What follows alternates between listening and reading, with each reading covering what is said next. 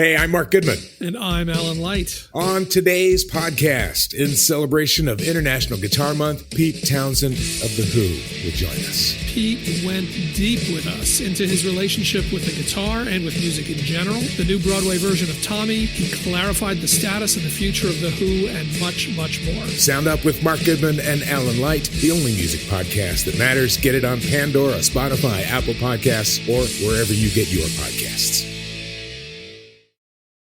Hey, it's Mark Goodman. And I'm Alan Light. On today's podcast, Record Store Day founder Carrie Colleton is joining us to discuss the April 20th RSD special releases. Plus, we'll talk live with our audience, the Sound Up Pod Squad, and find out who still listens to vinyl. And some updates from the Beatles universe. Oh, good. Sound Up with Mark Goodman and Alan Light, the only music podcast that matters. Get it on Pandora, Spotify, Apple Podcasts, or wherever you get your podcasts. What's good, y'all? This is Breeze Brewing from the Mighty Juggernauts. And make sure you subscribe and download the podcast, Library Rap, the hip-hop interviews with Tim Einenkel. Hip-hop journalism on the highest level. Yeah, what's up? It's your boy Joel Ortiz, and I want everybody to make sure that they subscribe and download the podcast, Library Rap, the hip-hop interviews with Tim Einenkel. Yo, Tim, I hope all is well. You my guy. I know these interviews are not interviews. They're actually conversations, and I appreciate them all. Yow. Hey, what's up, everybody? This is Ice-T. I want you to do something for me. Make sure you download and subscribe Library Rap, the hip-hop interviews with Tim Einenkel. It is fucking official. All right? Stop playing. Download and subscribe. Library Rap, the hip-hop interviews with Tim Einenkel. It's cold. No sleep gang. Insomnia gang. We out here trafficking. That mean I'ma find me a lane. You wanna be celebrities? You remind me of lanes, but I got bars. When I'm through selling these, I'ma buy me some fame. All about that Long Beach rapper, MC, artist, Crooked Eye is now known for being a member of the super hip-hop group Slaughterhouse. He's also the CEO of his label COB and vice president of Treacherous Records. His debut solo album came out called Apex Predator 2013, and he joins me today on rapstation.com. Yo. So as we know, I mean, you know, you had an album shelved in the 90s by 19th Street and Virgin Records. Your Say Hi to the Bad Guy, it never got released. So Apex Predator marks your first authorized full-length album. Were you at, you know, it's been a few months since it's been released. Now that you've kind of had time to settle in, are you kind of content with how it ended up? You know what, man? To me, it's just about releasing music. Right. You know what I'm saying? Like, I'm always content when somebody, you know, enjoys the music. And that's what it's all about in my career. Some other, you know, rappers have different career paths. They have different views on what success is. You know, in my journey, releasing music, getting it to the people, that's what I'm doing this for, and that's it. It's not for anything else. So I'm happy, man, that people enjoyed the album. You know, I've seen fans with tattoos of some of the lyrics tatted on them. You know, it's just a cool thing. The model on the cover of the album cover, she's getting more work because of it. It's just all positive. So I'm very cool with everything out there. That's cool. Yeah, I'd imagine that. I mean, since you've been doing this for, you know, a while, it's kind of. I mean, I'm one jealous that you could just kind of continuously keep, you know, pumping out great work. I mean, I've tried to write rhymes and they don't go anywhere. So, really cool. I mean, really dope on your part. So I was just wondering, it's like you've technically been there with, you know, releasing your debut album, and then because of whatever happened, you now, you know, whatever years later, finally releasing your debut album, but everyone already knows, you know, but you already have that fan base and everyone already knows, you know, who you are. So I just kind of was wondering, did you view this as being your debut album, or did you just view it as like, all right, this is just another album, this is what I'm doing? Like you said, I'm just releasing music. To me, it was just more work, man, just more music, another body of work. I like when I did the weekly series, when I did, countless mixtapes and countless projects I've been involved in over the years, man, I really don't look at it in the way that maybe, someone else would. I just look at it like more bodies of work to give to the people and hope that they enjoy, period. True. I don't even go no further than that, you know what I'm saying? Because, the game, how the game is, it's all messed up anyway as far as the rap industry. So it's, so many politics involved in everything that you do. And once you start saying, okay, this is going to be my debut album, then, you got fans who really want it. You have fans who want you to be platinum or double platinum. Then you say, okay, this is my debut. Then you got to go to a label and get, $1 million budget to market it, and then you get another $1 million to, promote it and travel and tour and, ad space at radio. And it says, now you're $2 million in the hole. People view you as a big successful rapper. You owe the label. You're in the red. Mm. And, it's like, what is that? What is that life? You know what I'm saying? Like, that's what a lot of people are chasing. But me personally, man, I just said, hey, put the music together, give it directly to the people, get the feedback, put more music out, and just never stop. As long as you love music, just keep putting it out. Oh, that's fresh. I want to continue to talk about the album. One of the tracks, Let Me Get It, featuring Kxng. Kxng gon' get it. A lot of Molly and out of body experience and feeling kinda got it. And all of y'all in the woody events party, you're probably jolly counting me when I'm in here. We went to Shotty. Riding when I party, it's Abu Dhabi. Who gonna pick it up? We gonna rip it up and I'ma get up in my zone now. Fucking the women, I'm up in the winning the money, I'm her bone pal. Pussy pounding, I'm pushing for licking, we proceed. Just checking and popping pretty penis pockets, I please. I'm ease, I'm checking knees. Got the bees of an evil deed, but I'm a G, never see us. What a telescope, nigga, cause it's hella dope. I got so many worshipers with me, I can sell a quote. I yell the most, I tell the goat, I'm gonna take it even if they hate it, if not the vote. Fellas, you tell us to tell it, we gonna quell us hope. Embellish and melon, better be real and develop rope, till I throw it. Kxng always brings that kind of fast Midwest style to his lyrics and to his flow. So when you work with someone like that, is it hard to, or I guess to change up your own style? I mean, is there something that you just try to, I mean, is it, when there's two artists that work together, do you guys try to mimic each other, or do you just kind of keep to what you do and he keeps to what he does? I think the best way for it to be is to just keep to what you do. Mm. You know what I'm saying?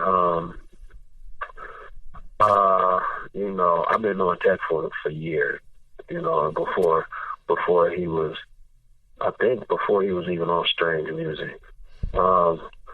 So, when you rap, man, and you call yourself an MC, you play with different styles, different patterns, different cadences. So, we've all done the double time thing. He's known for it more so than a lot of other rappers are, but real MCs have all played with that double time cadence, fast rapping. They call it chopping out there in the Midwest. So, you get on a song, the tempo calls for double time. It calls for, that kind of rapid flow. I mean, you just do it. It just makes sense, you know what I'm saying? It makes music sense. It's not, if I get on that tempo and just start rapping very slowly, then I don't think the song sounds good with him doing what the tempo demands and me trying to do something opposite, you know what I'm saying? So, right, yeah. Yeah, it's just like, he's been doing that. I've probably been doing double time just as long as him. Mm. So it's not like, we're trying to match each other. I just think we're two MCs that know what the beat calls for. I was trying to, as someone who, once again, wouldn't be able to do double time for the life of me, is there an advantage to being able to, is there an advantage to double time, I guess, rapping in terms of like being able to I guess, put more lyrics that you would want to, put into your rhymes as like a double time rapper? You know what? People are kind of impressed by it. Right. You know what I'm saying? Because it takes a lot of breath control, and it takes some quick thinking. So people are like impressed by it. As far as trying to jam more words into your conversation, I don't think so. I think you could get your point across. You know what I'm saying?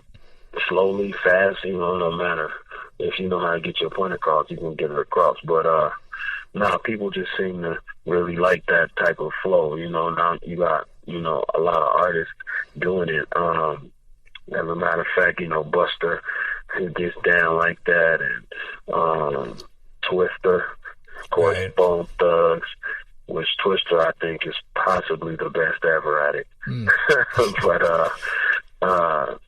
yeah, man, it's fun though. I like doing shows, man, and turning the beat off and spitting the acapella double time flow, and the crowd really just loves it, man. It increases the energy of the show, man. It's just dope. It's fun. Oh, that's dope. I want to continue with another song from Apex Predator, the song Nobody Cares featuring Tina Jones. I got a question for you. When you see another human being who's being treated worse than a disease on his knees, begging please for egg and cheese or anything to eat, do you see his test as a lesson for you? Or do you move on? And it's great because you bring social ills that many of communities face. What purpose did you want this song to serve? And what do you hope that this song what do you hope listeners took away from this song? Well, I just hope, that some of the people who know me from Slaughterhouse, and they listen to the bars, they listen to the punchlines, the metaphors, they listen to the aggressive lyrics from Slaughterhouse. They might not know that side of me, that conscious social awareness side. And I just wanted to put a piece of material out there to make people think, because I was in Mexico and I saw a lot of poverty. I mean, you know how it is in America. We grew, like me personally, I grew up, under the poverty line. So I understand struggle. I understand, not having. But over there, it's to an even more extreme than that. Oh, wow. And what I saw, man, was just crazy. And then coming back over the border of Tijuana, you see these 5-year-old kids out there panhandling and doing, circus tricks for a quarter. Oh, wow. You know what I mean? And late at night, standing on top of each other, juggling and, coughing. It's freezing cold outside and just trying to make, enough money to get a piece of bread and maybe some bologna or something. It's just like, wow, does anybody care about this? And then I was in Chicago, and, all the murders and the teenagers killing each other out there in the gangs in Chicago. It was like, I saw a mother who told me that, she had 6 children, and all 6 of them were killed in gun violence. Okay. And none of them saw past 24, I believe. So, just those kind of things just may inspire me to write the song and just ask the question, like, I'm really talking to everybody, but I'm specifically talking to hip hop. Like, all right, it's cool. We get the money, we got the chains, we got the cars. That's cool. As a culture, do we care about what's going on out here? Because I don't hear enough people rapping about it. Not the Gandhi type, hunger strike, fighting for something right. I mean, fighting the type of hunger a little girl in the third world fights every day till her stomach is nothing but something that her spine is hiding under. Only been alive 5 summers. Hunger pains, her heart beating like some live drummers. It's beating harder. Then she dropped, died. Mama lost her daughter because they ain't have food and drinking water. Goddamn, I shed a tear in the booth. Cause when I say it, I'm simultaneously hearing the truth. But do you care? I need to know if you care. We dying out here in the streets. Little kids, they got nothing to eat. Do you think, I kind of want to touch on this a little later, but, there is the argument, I mean, we talk about the golden era of hip hop, and there's, different arguments to why it's the golden era compared to today. Some people say that it's because of the lack of radio play. I mean, in terms of diversity in the radio play, versus MCs just don't kind of have, they just don't talk about, they don't talk about much, or they see a formula and they kind of use it. Do you think, well, one, where do you stand on that? What side do you stand on? But two, do you think hip hop has kind of lost its origins of like why it was created in the first place? Yeah, I mean, the radio, man, is really, the radio pretty much sucks, and I think a lot of the people who work in radio, they know it, but, they got to make a living, so they can't just be real vocal about it, you know what I'm saying, or else they're not going to get paid. They're going to fired, you know what I'm saying, so, but I know they know, and there's a lot of, you can still find, songs and artists with substance and all that in hip hop if you just dig a little deeper, you know what I'm saying, into, like, it's like how back in the day the OGs used to dig in the crates for records. Now you gotta go online and really just search and find artists who still have, a lot of integrity, but it shouldn't be that way, man. I mean, there was a time when most of mainstream artists, were solid hip-hop people, period, and they cared about the culture, they cared about their craft, they cared about everything, so, yeah, right now, the mainstream, no, it's not. It's not what it used to be. You got a few people trying to work at it, but you got a lot of people making a lot of money who don't want to make waves. You know what I'm saying? They don't want to make waves. That's why in one of my lines I said I rap on a surfboard. You know what I'm saying? Because I don't give a about making waves. I'm just telling the truth. I'm speaking what's real. And hip hop, it definitely is not. It's not in a great place. I hear people saying it's in an awesome place. It's not. And you just touched on that a little bit, but you obviously, I mean, from your music, from your performances with Slaughterhouse, from the albums, you obviously have that talent and the lyrical skills to be, I think, a powerhouse in the music. Right. Why haven't you? I mean, this is from just like a total explain it to me like I'm a 3-year-old point of view. Why haven't you decided to like just go that MTV hip hop pop music route where you could be like, I could just make this money, do what I have to do, fake it till and I make it, and then just retire? Well, because, man, firstly, I think I'm just in too deep, man. I've lyrically stepped on a lot of people's toes and talked my, you know what I'm saying, over the years. But yeah, you're right. I can go make. Right now, the West Coast is really enjoying this ratchet era, where it's a lot of turn-up music, and it's cool when you're in a strip club. I want to hear that type of shit. I don't want to hear a battle rapper when I'm in the strip club. But that being the only thing that is getting attention, that's what I step back. But see, me, I'm not going to complain about something. I'm going to take action. So, I'll just make a project and put it out there and have something to balance it out, or I'll, do other things behind the scenes in music to try to push the progress of the culture. So, that being said, I feel cool, man. I mean, people don't know, dog. Some these rappers, that got all these hits out there, they're not living just that much better than me. You know what I'm saying? The ones that's out there tap dancing and, you know what I'm saying, and really, to me, when you're selling your soul, you're going against something that morally is not right. Right. Or that this is not you. But, for that hit single, you're going to do this anyway. You know what I mean? And, hey, that's on you. But, I mean, man, I don't live too bad, dog. You know what I'm saying? I'm living pretty cool, and I'm just keeping my music the way that I like to keep my music. And it's just is what it is. Now, when one day, when, you know, they say, hey, we want the realest ever to be to top the charts, then, you know, I'll take that plaque home. Do you think there'll ever be that day? I mean, do you think it would ever go back?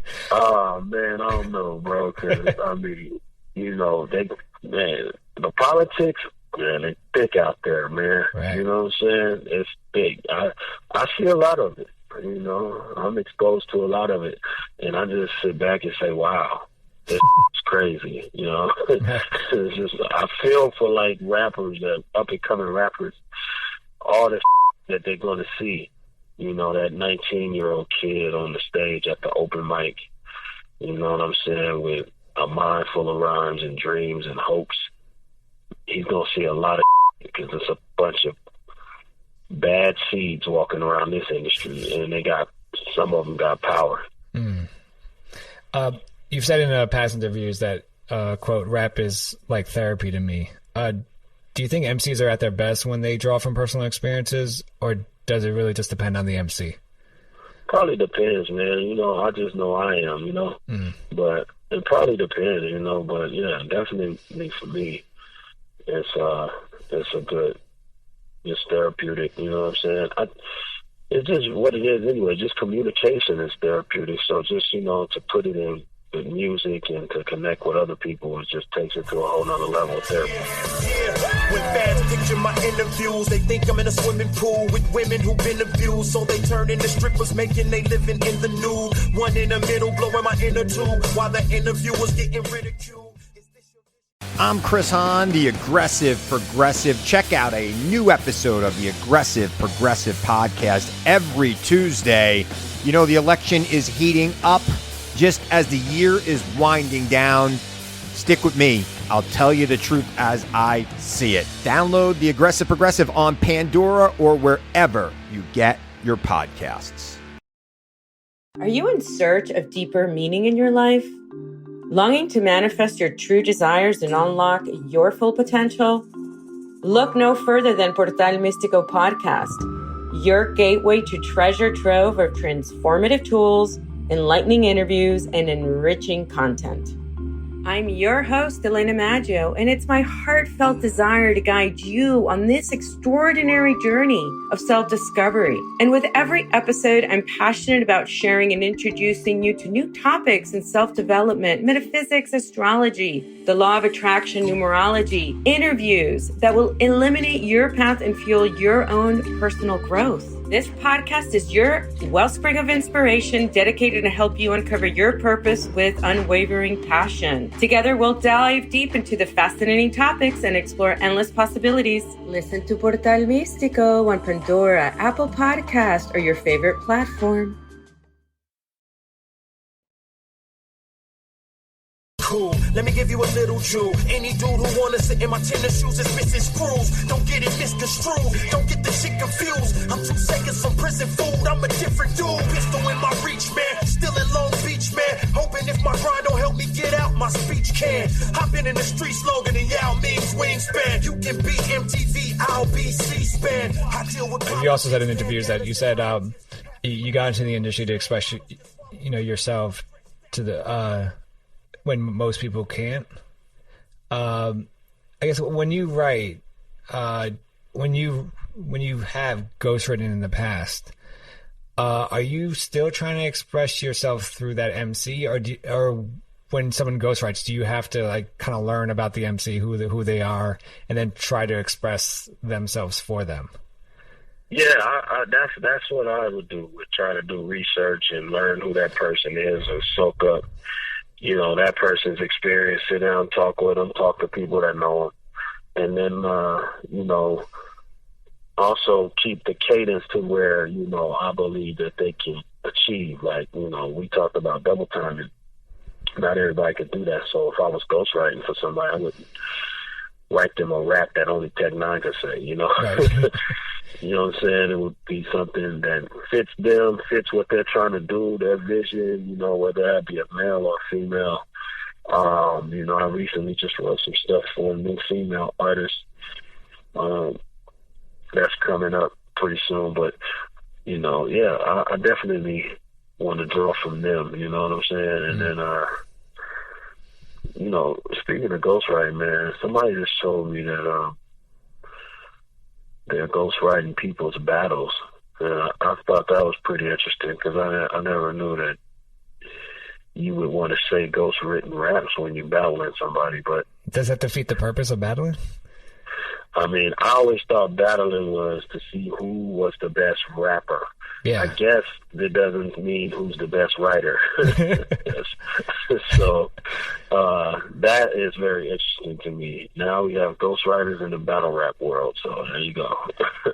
And I feel like it would be like an easy, if you know the person's just spitting a ghost rhyme, you as the competitor would just point that out in the rap, right? Yeah, but see, that's the thing. They keep this really low. Oh, wow. So, you know, you don't know that this guy is usually raps from one of the top battlers against you. It's crazy.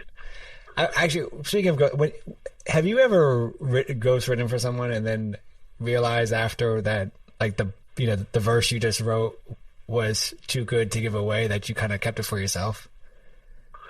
Man, you know what? Nah, I haven't done that, but, you know, you think about that kind of stuff. You know what I'm saying? You say, whoa, that was a nice bar right there. You know what I mean? Like, I could have used that on the Slaughterhouse album. So it does cross your mind, but, you know, you got to do the best job you could do when people are paying you. So, you know, you just roll with it. But, yeah, those thoughts do cross your mind for sure. Nice. Speaking of Slaughterhouse, you know, obviously there's tons of Slaughterhouse fans out there, including myself.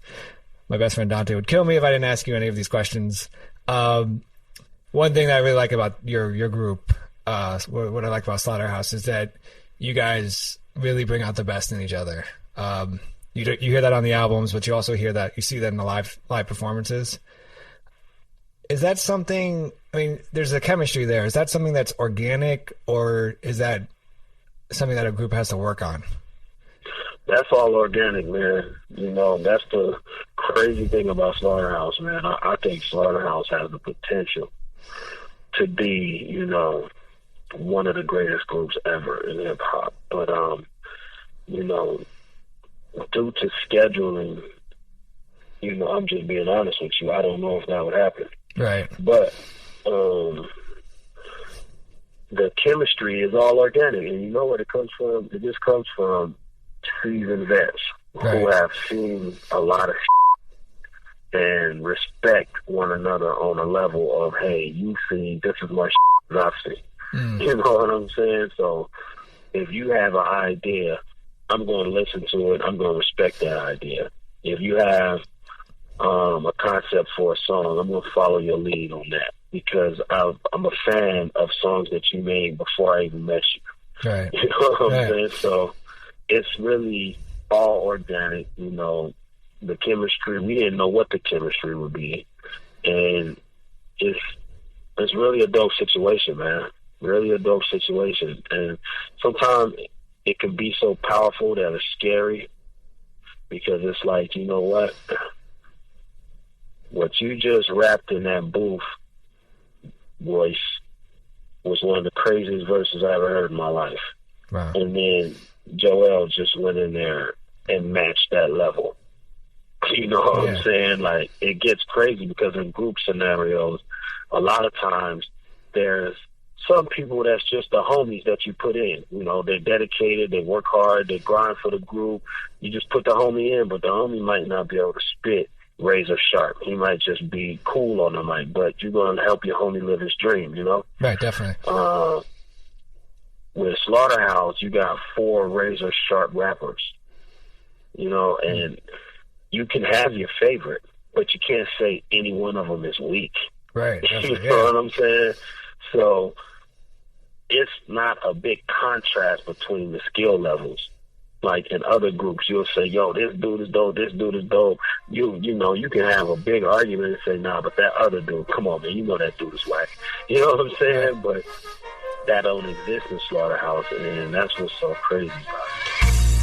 You herbs, we merge, we're an alliance. We fight fire with flamethrowers, why would you try us? We are outfit, equivalent to Voltrons. That boy Crooked Eyes equivalent to 4 arms. Joel Ortiz is the body. The cannibal / killer, kill you then eat your body. Joe Button is the pair of legs. He runs shit alongside I, the apparent head. I am the general. Bow now. Fuck salute. I don't really think y'all niggas get it. Run up on you with an army. It is on until it's done. Finish. You got a problem with any one of my slaughters? Y'all niggas. Yeah, I mean, there's not one. I mean, you guys. I mean, just listen to the album. You guys make it really hard to pick one favorite MC. Like, you know, like you said, like Joel spits, and you're like, oh, he's dope, and then you spit, and you're like, oh crap, he's dope. Where do I go with? I mean, I think what's also great about the group is that, and this is a show I saw a few years ago in during Rock the Bells. One thing that I liked, and this is the first time I ever saw you guys, was that you guys obviously have respect for where you're from, the music from the place you're from, and there's that one part of the show where you go, My name is Joel Ortiz, and I'm from Brooklyn.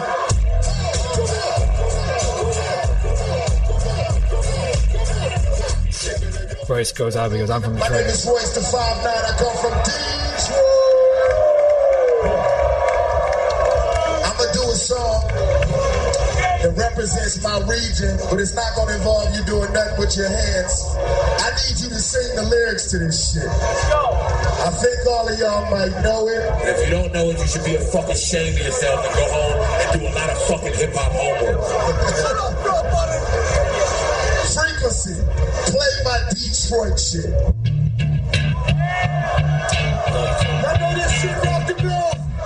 There's one thing I noticed that Joe Budden did during that performance where his face was like, damn, like I wish I wrote that type thing. Right. And you kind of like realize like there's a respect from everyone in that group about the music before them, or even and the music today that they really appreciate. And I think that's what a lot of fans feel about the group. But you could also tell during the shows, and then you could also tell during your the music as well. Word, man. Yeah, if he plays Lose Yourself, yeah, that song, dog, is perfectly. He nailed that, man, as far as going to your first big show stage performance when you're, up and coming like that. Man, he nailed that song. I was just telling one of my homeboys, I don't think there's another song that can top Lose Yourself when it comes to describing that experience of entering the stage for your first time, being in front of people. You're not in your bedroom anymore rapping against the wall. Your people are staring at you. Yeah. And, that up.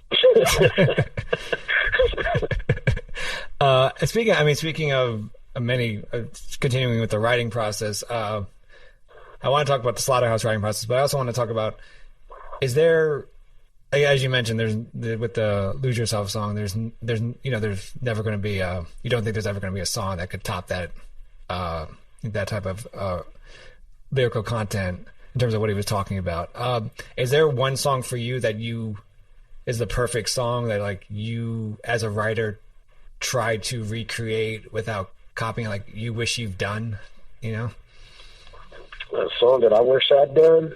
Well, Lose Yourself, yeah. Done. You know what I'm saying? So many, man. I mean, it's because me personally, I'm a big fan of hip hop. Like, so, in all eras and different, coast and region and all that. So that'd be almost impossible to answer, I mean, I wish I made the whole Tupac Me Against the World out. You know what I'm saying? But yeah, so that's hard. But yeah, man. I mean, just like you said, man, it's always good to see. Because me personally, being on Twitter and looking at other artists when they give respect to other, artists before them, or artists that are just coming up. It's always a good, cool thing to see that people have a genuine respect for the art. You know what I'm saying? So, yeah, I wish I would have made. There's too many. I can't even answer that. I have to make a mixtape for that or something. Yeah, that would have to be a triple mixtape, triple CD. Nice. Besides obviously the other Slaughterhouse members, are there other MCs out there that you've worked with that kind of bring out the best in you? For sure, Horseshoe Gang. To me, if you put them in the dog fight with any rappers in the industry, I think they come out on top. Of course, going to Detroit, being in the lab and seeing, the monster walk in the booth. You gotta be inspired by that, you know what I'm saying? That's kind of like being on the court with Kobe and he's scoring 60 points. You on the other bench, like, I gotta at least put up 40. You know what I'm saying? So, yeah, him for sure. Yeah, man. I mean, I don't really work with a whole lot of artists like I used to. And I don't know why that is. I think when I get in the zone, I like to just work. Right. And my output is kind of quick. And then I get, bored fast. So it's like, if I send somebody a song and it takes them 2 months to come up with a 16, I've already put that song out on the internet. Like, you know what? Let me just go back in here and drop 2 more verses and make it a solo joint and put it out. Oh, wow. So that kind of thing. But I'm looking to start working with some more artists in the future, though. Hey, I'm Mark Goodman. And I'm Alan Light. On today's podcast, in celebration of International Guitar Month, Pete Townsend of The Who will join us. Pete went deep with us into his relationship with the guitar and with music in general, the new Broadway version of Tommy. He clarified the status and the future of The Who, and much, much more. Sound Up with Mark Goodman and Alan Light, the only music podcast that matters. Get it on Pandora, Spotify, Apple Podcasts, or wherever you get your podcasts. Are you in search of deeper meaning in your life? Longing to manifest your true desires and unlock your full potential? Look no further than Portal Místico Podcast, your gateway to treasure trove of transformative tools, enlightening interviews, and enriching content. I'm your host, Elena Maggio, and it's my heartfelt desire to guide you on this extraordinary journey of self-discovery. And with every episode, I'm passionate about sharing and introducing you to new topics in self-development, metaphysics, astrology, the law of attraction, numerology, interviews that will eliminate your path and fuel your own personal growth. This podcast is your wellspring of inspiration dedicated to help you uncover your purpose with unwavering passion. Together, we'll dive deep into the fascinating topics and explore endless possibilities. Listen to Portal Místico on Pandora, Apple Podcast, or your favorite platform. I know people have asked me to ask you, any chance of doing like more work with like some either Razzcazz or Chino XL? That's funny, man. I just somebody just told me that Chino is playing at some spot tonight that I might go by and check him out. But yeah, you know what I'm saying? Like me and Raz talk about working all the time. As a matter of fact, he just sent me a joint a week ago, and I laid some vocals on it. I don't know what he's going to do with it, but when it comes out, that'll be a Raz Cook joint. Chino, man, I'm always down to get down with Chino. You know what I'm saying? These are the lyricists over here. Chino's from Jersey, but he's been on the West Coast for the past decade almost. These are the lyricists over here. These are the guys, Raz, Corrupt, people like myself. We're the guys that really trailblaze, lyricism. And from the West Coast standpoint, it took it around the world and made people respect the bars that, the West has to offer. And,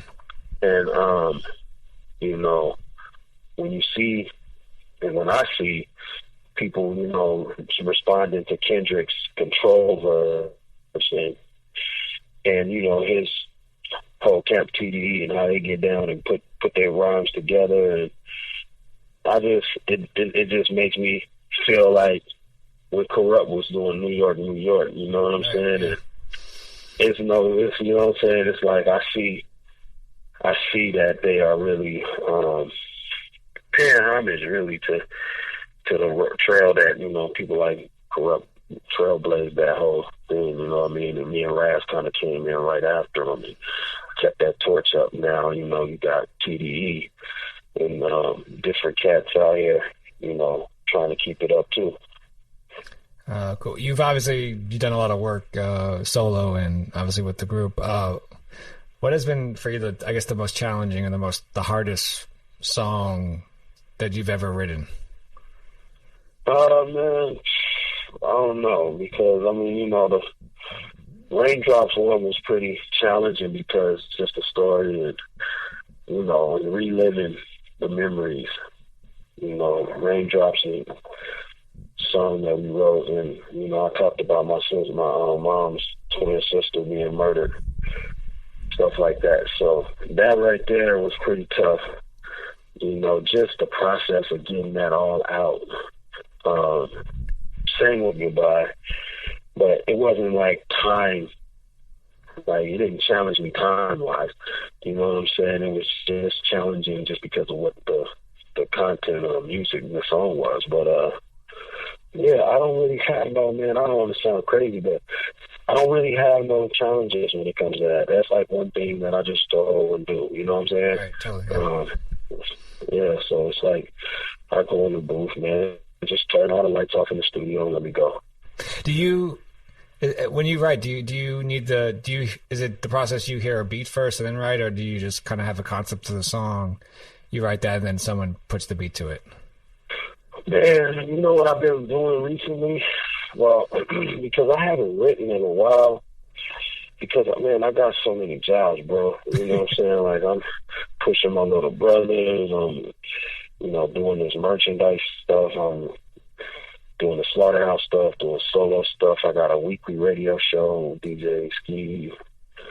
So, you know, I travel a lot, so I don't be having a lot of time, but I don't really need a lot of time. It's like, I listen to a beat. Like, if you say, yo, let's collab, you know, I'll say, okay, cool. You know, just send me the beat, you know, and you send me the beat and the concept. My studio is actually an hour from my house. So what happens is I jump in my car, put the beat on in the car, and then by the time I get to the studio, I have thought of the verse, and I just go in there and just drop the verse in 15 minutes, and then I just sit around the studio like, what's next, you know? Wow. And this is all, I'm taking you, so this is all memory that you're remembering the verse from the car, and you just go from the car to the studio. Yeah, that seems to be a good system for me, you know what I'm saying? Because, you know, a lot of people are like, man, how do you drive all the way for an hour to your studio? That's crazy. You need to move closer to your studio, you know what I'm saying? But I like it because that hour drive, you know, I could think of an entire song on the way down and then go, you know, knock it out as soon as I get there. Right, So, yeah. Instead of saying... It's a good system. Right. Instead of like sitting in in your studio for an hour and trying to figure out something. And right, which I will do too. I mean, if you call me and I come to your studio, then I'm gonna play by your rules. You're gonna play a beat, and I'm gonna sit in there and pace the floor and think of ideas, and then I'll tell you, you know what, I got something, and I'll go in. Cool. So you kind of touched on that, but what's next for Crooked Eye, and what's, you know? Man, I got a vision this year to try to help other people, man. You know, get a little closer to their dreams and what they're trying to do in music. So we got the Slaughterhouse album. I'm going to, you know, devote my full attention to that when it comes out. We're going to go on a U.S. tour, I think, real soon. You know, we'll start sometime after South by Southwest. And then when I get home and things have calmed down on the Slaughterhouse level, I'm going to release Hip Hop Weekly as a book and kind of put some of my thoughts in there of, you know, what I was thinking of through each week when I did the series. And then do some speaking engagements kind of in different colleges talking about lyricism and trying to, make the next generation or help the next generation and MCs and producers to understand how important lyricism is in hip hop and being sharp with your craft. And then I'm doing an open mic tour that I'm trying to set up now, so where I can go across the map to as many places as possible and host the open mic tour, host an open mic show where, other people can come up and get some shine, you know what I'm saying? And that type of thing. So that whole thing, like, we talked about radio and playing the politics and, I don't have to go and make a ratchet song because that's what everybody on the West Coast is listening to right now, and I don't have to complain about that. I can say, hey, you know what?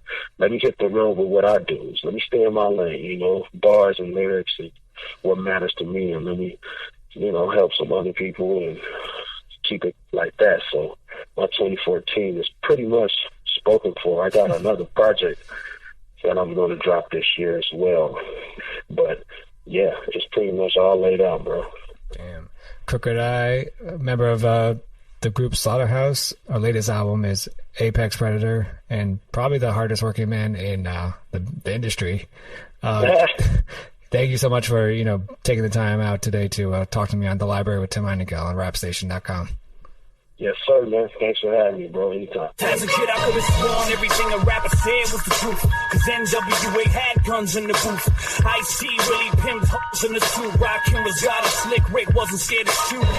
Nowadays, artists lie and they rhymes. Niggas tap dancing to their graves like Gregory Hines. I figure great minds like me and Crooked Eye. Though rappers strive like the South did the NY. The lyric godfathers smash through your window and strangle your ass to death with your car charger. We the last monsters cooking Chino. Cause we try to decipher the flows like the Da Vinci Code. They say we finna explode. Now on the pop side, rap gave birth to you. It's time I get a tube side.